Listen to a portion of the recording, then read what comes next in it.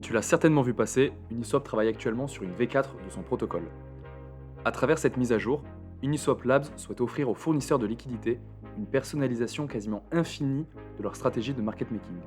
Rien à voir avec le protocole très rigide qu'on peut utiliser aujourd'hui. Le plus gros DEX de toute la DeFi est forcé d'innover en permanence car la concurrence poursuit Uniswap et recopie chacun de ses mouvements. Dernier exemple en date, lorsque le code d'Uniswap V3 est tombé dans le domaine public en avril dernier, PancakeSwap s'est empressé de le recopier et de le déployer sur les derniers L2 à la mode. Et PancakeSwap est loin d'être la seule menace qui pèse sur les revenus d'Uniswap. En cette période de vache maigre sur le marché crypto, de nouveaux échangeurs décentralisés continuent d'émerger, avec des propositions techniques de plus en plus pertinentes. Encore récemment, on a vu l'arrivée de Maverick Protocol, qui a distribué à ses premiers utilisateurs un airdrop allant de quelques dizaines à quelques centaines de dollars. L'airdrop season n'est pas morte. La course au meilleur DEX est lancée et on va s'intéresser à 3 prétendants.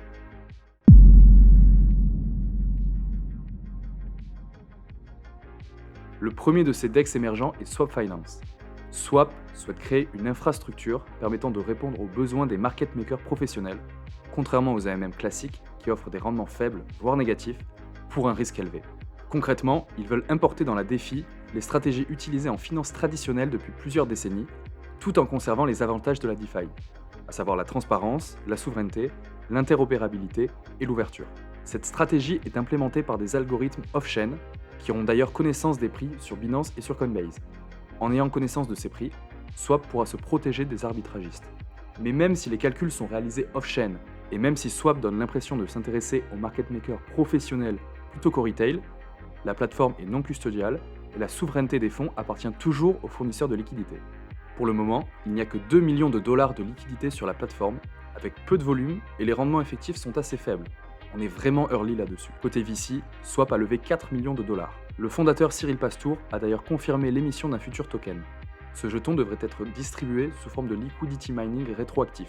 En fournissant de la liquidité aujourd'hui, tu recevras du token Swap lorsque celui-ci sera disponible. Ce n'est pas un airdrop à proprement parler, mais on s'en rapproche. D'ailleurs, rien ne dit qu'il n'y aura pas un airdrop pour les traders, car la méthode de distribution est amenée à évoluer.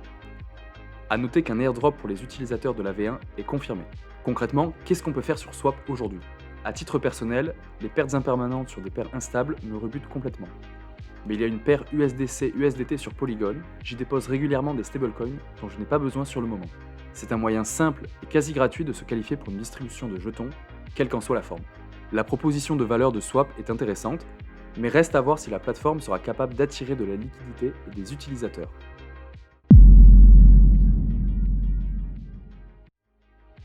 Odos n'est pas un DEX à proprement parler, c'est un agrégateur de DEX, un peu comme OneInch ou Paraswap.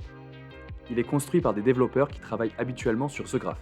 Comme n'importe quel agrégateur, Odos va chercher le chemin le moins cher pour chaque swap, et il se veut assez exhaustif. Pour concurrencer les solutions existantes, Odos se déploie sur un maximum de chaînes et intègre aujourd'hui plusieurs dizaines de DEX. Parmi la liste des AMM supportés, on retrouve des géants comme Uniswap, Curve ou PancakeSwap, mais aussi des protocoles plus confidentiels comme Maverick ou Rubicon. Odos utilise notamment un certain Swap Finance. Côté performance, Odos bat souvent le méta-agrégateur de DeFi Llama, qui était considéré jusque-là comme le meilleur agrégateur de toute la DeFi. Mais comme Odos a tendance à utiliser des chemins très complexes et donc plus chers en gaz, il faut vérifier au cas par cas. Mais si tu fais un gros swap, Odos sera probablement plus performant que la concurrence. Entre DeFi Llama et Odos, tu as donc tous les outils nécessaires pour exécuter tes swaps au meilleur prix sur la plupart des blockchains. Cadeau supplémentaire, contrairement à la majorité des agrégateurs, Odos n'a pas encore de token. Et pour les agrégateurs, l'airdrop semble être la manière la plus répandue de distribuer un jeton. Je pense notamment à l'airdrop de Paraswap, qui avait dépassé les 5000 $, ou à celui de OneInch, qui avait distribué 2 airdrops d'environ 1200 $ chacun. On peut donc raisonnablement penser qu'Odos pourrait faire un airdrop de plusieurs centaines, voire plusieurs milliers de dollars à ses utilisateurs les plus actifs. Si tu as besoin de swapper on-chain, je te conseille donc de le faire via Odos. Si en plus tu chasses l'airdrop de zkSync ou de Base, tu peux faire d'une pierre deux coups.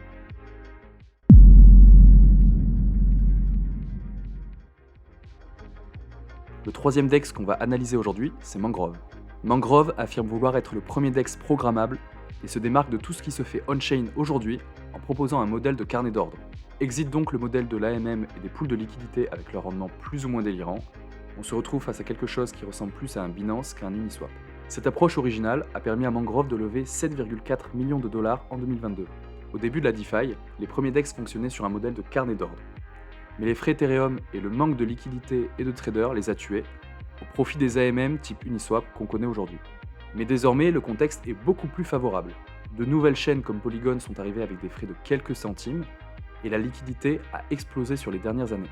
Une solution moins rigide que les AMM classiques est donc viable aujourd'hui. Et c'est ce que Mangrove veut devenir.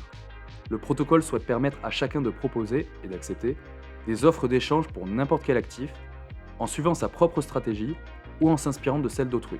Les stratégies les plus simples correspondent à ce qu'on trouve sur un carnet d'ordre classique, achat au prix du marché, ordre limite, etc. Mais on peut aller beaucoup plus loin. En effet, Mangrove n'a pas besoin d'obliger ses utilisateurs à déposer leur liquidité dans les contrats du protocole. Lorsque tu passes un ordre limite sur Mangrove, tes fonds restent sur ton portefeuille jusqu'à ce que quelqu'un accepte ton offre. Concrètement, qu'est-ce que ça signifie ? Admettons que tu as 1000 USDC et que tu souhaites acheter de l'Ether à un prix de 2000 $. Sur un carnet d'ordre classique, tu te contenterais de poser ton ordre limite. Mais sur Mangrove, tu peux déposer tes 1000 USDC sur Aave en attendant que quelqu'un accepte ton offre. Mangrove travaille actuellement sur cette stratégie qu'ils ont appelée Candle. Quand cette stratégie sera disponible sur le mainnet, les rendements Aave viendront rembourser les frais de transaction en offrant quelques pourcents de rendement annuel aux utilisateurs. En allant un peu plus loin, tu pourrais automatiser plusieurs opérations à la suite qui ne s'effectueraient que si la précédente a bien été validée, voire même emprunter automatiquement du stablecoin sur Aave et le swapper en Ether si celui-ci passe sous un certain prix. Et tout ça on-chain, sans avoir à faire tourner de robots. C'est un bond de géant par rapport aux AMM traditionnels, agrégateurs automatisés compris. Et on a à peine évoqué la multitude de fonctionnalités promises par Mangrove. Liquidité réactive, liquidité amplifiée, stratégie personnalisée, liquidation partielle, stop-loss automatique, prix dynamique en fonction des conditions de marché, etc. Je compte faire une vidéo plus approfondie sur le sujet dans les prochaines semaines. Bon, et concrètement, qu'est-ce qu'il y a à faire sur Mangrove aujourd'hui ? Deux choses. Tu peux utiliser Mangrove sur Mumbai, le testnet de Polygon. Il te suffit de claim une poussière de Matic sur un des faucets disponibles, puis de claim des jetons de test directement sur Mangrove. Ensuite, tu peux t'amuser à passer des ordres limites ou des ordres marché. Je ne vais pas entrer dans les détails, c'est relativement simple si tu as déjà utilisé un carnet d'ordre. Et sur le mainnet ? Eh bien, concrètement, on n'a pas grand chose à faire.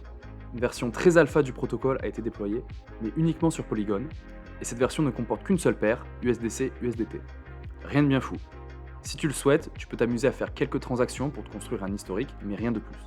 Pour une fois, je serai plus attentif au Discord du projet. Généralement, les quêtes du style Galix ou Layer 3 servent simplement au projet qui se lance pour farmer des interactions sur les réseaux sociaux. Mais cette fois-ci, je pense que les rôles Discord pourraient avoir une véritable utilité, un peu comme pour l'airdrop de Clipper récemment, où les rôles Discord avaient été pris en compte dans l'attribution du jeton Sale. Je ne serais pas étonné qu'on observe quelque chose de similaire chez Mangrove. Dans le doute, je préfère valider un maximum de quêtes Galix et obtenir mes rôles. Contrairement à Swap, on n'a aucune info sur le lancement ou non d'un token, ni sur la manière dont celui-ci serait distribué. Mais le projet est très ambitieux, et un gros airdrop en 2024 ne m'étonnerait pas. Mais alors, à quoi servent autant de DEX ? En 2021 et 2022, on a vu une explosion du nombre d'AMM. La grosse majorité d'entre eux étaient de simples copies d'Uniswap V2, avec des noms d'aliments et un liquidity mining des enfers pour attirer un peu de liquidité.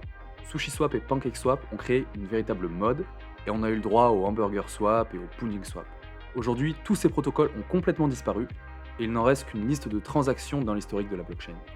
Du coup, comment est-ce que ces DEX nouvelle génération, construits sur des bases différentes et avec des objectifs différents, vont-ils pouvoir cohabiter ? Eh bien, je pense qu'on va assister à la généralisation des agrégateurs Komodos. Si tu es un utilisateur régulier de la DeFi, tu réalises probablement la majorité de tes swaps sur des agrégateurs, mais ils sont encore trop peu connus des utilisateurs occasionnels. Ces agrégateurs feront appel à deux sources pour réaliser les trades qui leur seront demandés par les utilisateurs.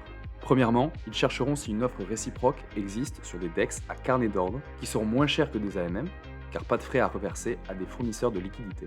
Si aucune offre correspondante n'est trouvée, ils puiseront dans la liquidité des AMM comme swap.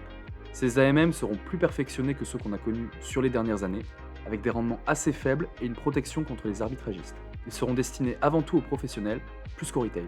Le marché des DEX est amené à évoluer dans ce sens-là dans les prochaines années, et on a l'opportunité d'être là avant tout le monde. Encore mieux, en s'y intéressant à l'avance, on a la possibilité de toucher gratuitement des parts de ces nouveaux protocoles. Et voilà, tu en sais maintenant plus sur le futur de la DeFi. En attendant, j'espère que cette vidéo t'a plu, et je te souhaite une bonne journée. Salut!